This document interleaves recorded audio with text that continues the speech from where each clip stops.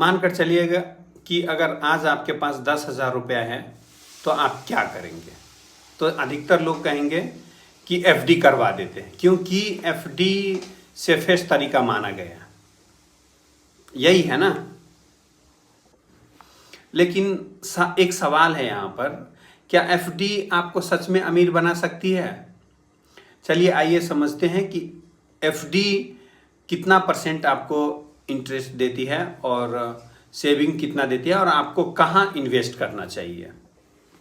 मान लीजिए कि 10,000 रुपये आपने एफडी में डाले, बैंक में डाल दिए। अब 1 साल बाद एफडी 6 से 6.5% 7% भी देता है, तो 1 साल बाद 10,000 का 700 रुपया, 10,700 रुपया हो जाएगा आपके पास में।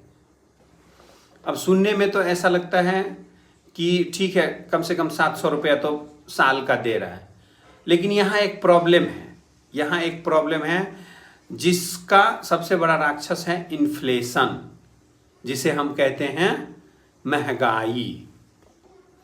अगर मानकर चलिए कि इन्फ्लेशन अगर 6 से 7%, जैसे महंगाई 6 से 7% अगर बढ़ रही है, तो आपका पैसा नहीं बढ़ रहा है।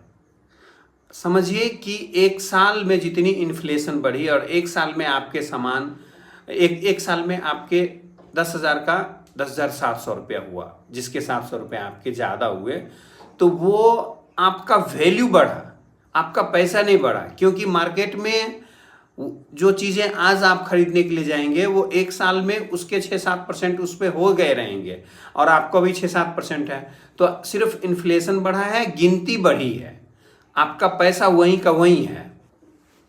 अब हम दूसरी तरफ एसआईपी और म्यूचुअल फंड से कंपेयर करते हैं कि क्या होगा इसका।